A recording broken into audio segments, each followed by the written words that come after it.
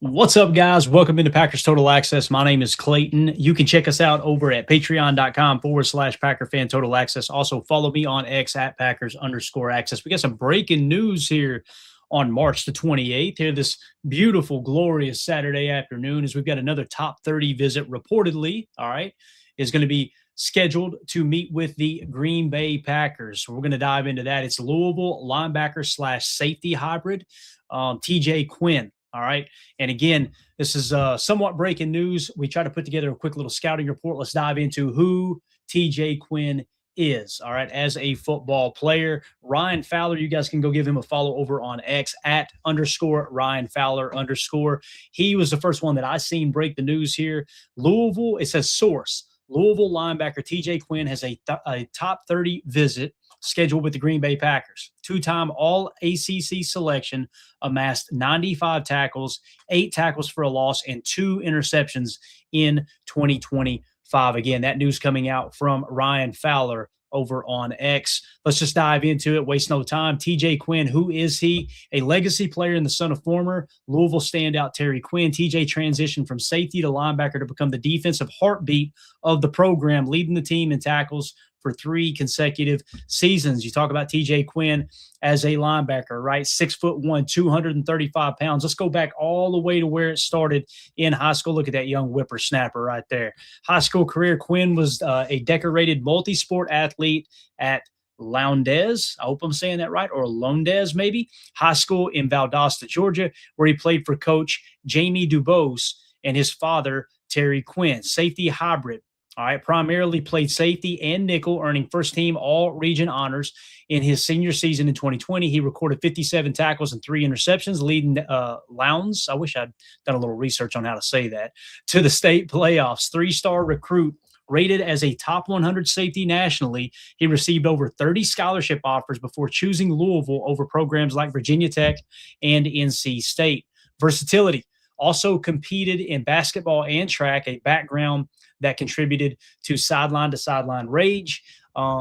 He showcased later in college. Now let's move on to the collegiate ranks here. How did he look at the University of Louisville? Collegiate career. Quinn's tenure at Louisville was a masterclass in positional evolution and durability. The transition.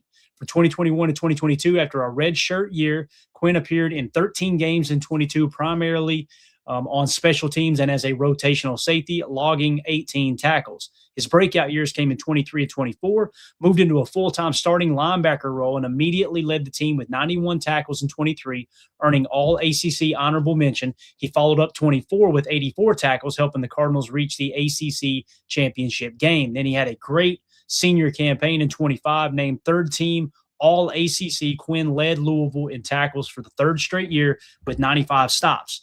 He expanded his game as a playmaker, recording career highs in tackles for a loss with 8. He had 3 sacks and 2 interceptions, including a 10-tackle, 2-sack performance against the Kentucky Wildcats. Imagine that, right? So TJ Quinn, when you look at the PFF card from college, starting in 21, 60.8, then he jumped to a 62.5 minimal snaps, and then kind of got more of a prominent role, right? 69.1 in 23, jumped to I fell back slightly to a 67.8 in 24, and then jumped to a career high in college with a 71.4 in 2025. When you break down the defensive grade of 71.4 last year, run defense grade 72.1, pass rush grade 60.4, coverage grade 72.5. So as a linebacker, as a safety, I guess, if you will, if you consider him a safety hybrid, I think he's going to be a linebacker at 6'1", 235. To me, it seems like they're looking at linebacker, probably a good special teams player as well, right?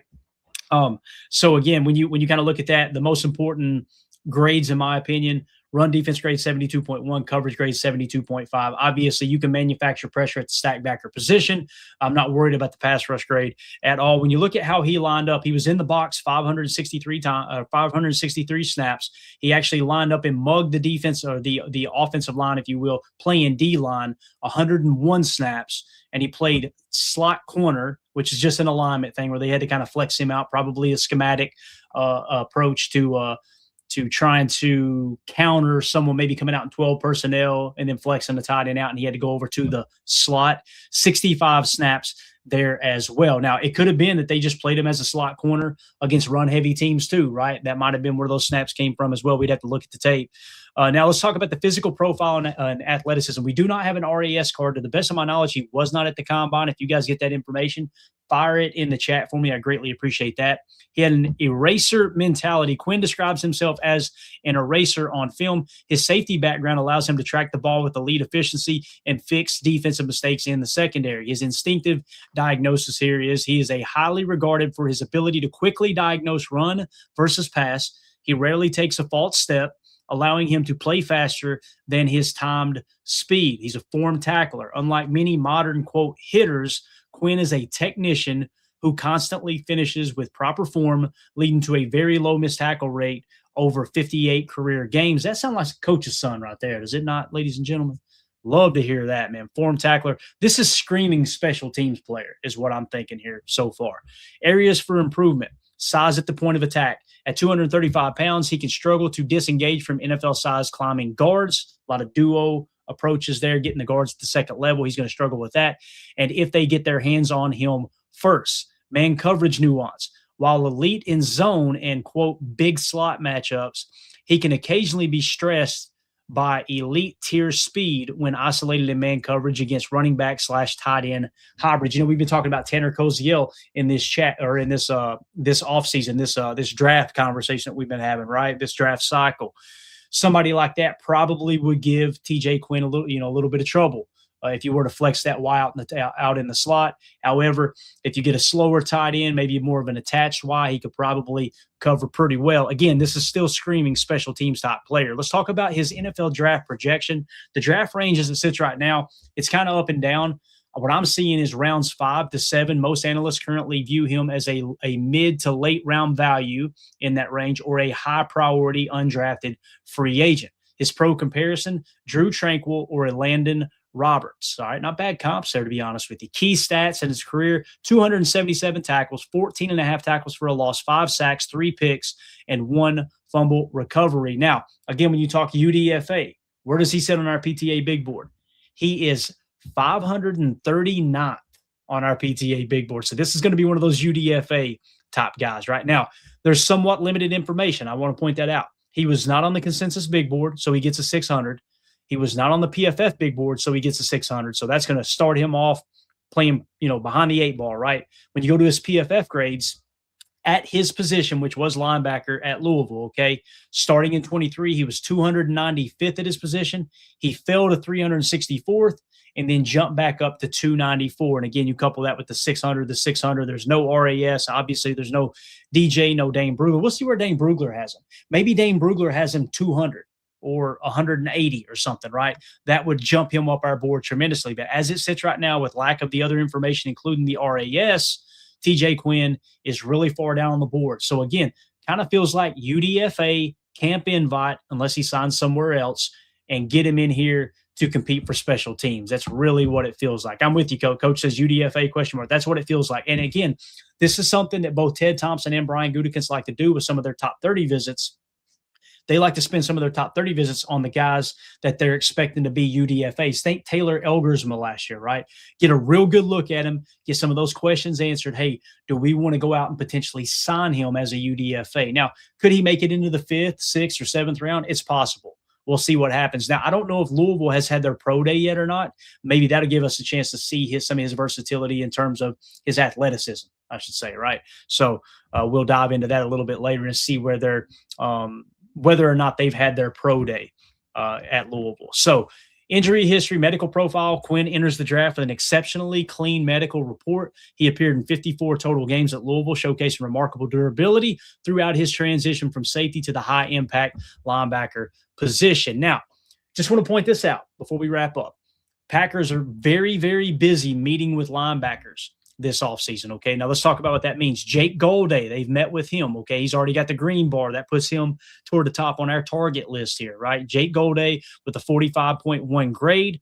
He is definitely the highest graded linebacker that the Packers have met with this offseason. Again, that could be East-West Shrine Bowl. That could be Senior Bowl. That could have been the Combine with those 15-minute interviews, so on and so forth, right? Next on the list in terms of who the Packers have met with is Harold Perkins, ran a 4.340 at LSU's pro day, right? Now, we still don't have a complete RAS for him. We'll try to run that down here really soon. But Harold Perkins, linebacker out of LSU, is on the Packers' radar. So Jake Gutey, potentially pick 52. Harold Perkins, probably going to be 4th, 5th, or 6th round pick, right? And again, when you think 4.340, if he falls that far, I don't know if he will. That 4.340 might, propel him up into the 2nd round. You know how these teams are with the Underwear Olympics. That could happen. Next on the list is Eric Hunter out of Morgan State. Small school, graded out really well. 12th at his position in 23, 58th in 25, right? And again, we got 2 500 grades. We need to double check those. We do not have an RAS for him. And then AJ Pena, out of Rhode Island, another small school, wrestling background. Packers met with him. Fairly decent grades with the PFF, 67th at his position, dropped to 132nd, jumped back up to 97th there, lacking some information on him. Next is Jalen Brooks, linebacker out of Missouri State. All right, we got a 364 grade on him, 35th highest graded linebacker in college football in 2025. However, again, that's with Missouri State, so very, very small school. And then, of course, you got TJ Quinn at the very bottom here. We've got him listed as 6'1", 235. That's not an official measurement from a combine or a pro day, so we'll see how that goes. Kind of makes me wonder with the lack of information. He wasn't at the combine to the best of my knowledge, right? He was at the American Bowl. I don't know if we're going to count that as an all-star game or not. I'll check with Emilio and see what he thinks. But he was at the American Bowl, so it's okay. This sounds like, hey, we don't have measurables on this guy. His stats look good at Louisville. He comes from a former collegiate level, player pedigree with his dad. His dad coached him. He's a coach's son, high football IQ, good tackler. Let's get him in on a top 30 visit and get our own measurables, right? Let's see what he runs on the 40. Let's see how the doctors check him out because he stayed healthy, remarkably healthy throughout this process. So that's kind of what it seems like to me in this regard. So we'll see how that goes here. I don't know where Daryl got this, but Daryl says TJ Quinn has a 78-inch wingspan. Maybe I missed the information. Again, there's nothing on the RAS website. Doing a quick search, it said he was not at the combine. So I don't know. Maybe that was an inaccurate search there. We'll continue to kind of comb through and see if we can get anything else on him. Coach Lynn says, looks like they're meeting with linebackers round by round, early, mid rounds, late rounds, and not undrafted. So, yeah, it's interesting because, again, I feel like there's more prospects here that they've met with so far that would suggest they're thinking special teams player, round out the linebacker room, Eric Hunter, AJ Pena, obviously Jalen Brooks, and now TJ Quinn. Harold Perkins, kind of middle of the road, so that kind of goes to your point there, Coach. And then Jake Gutey, of course. I don't think you're going to have a good look at him. And listen, that wasn't a top 30 visit, right?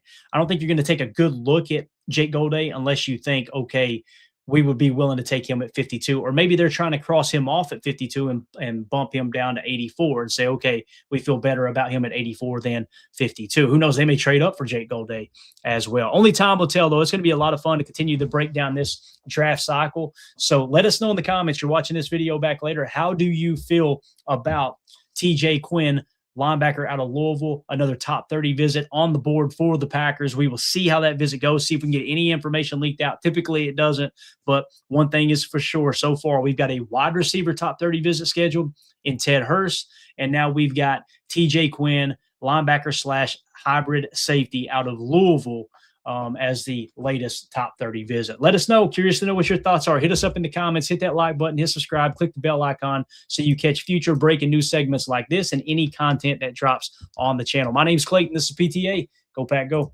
Here we go. We're out. Bye, guys.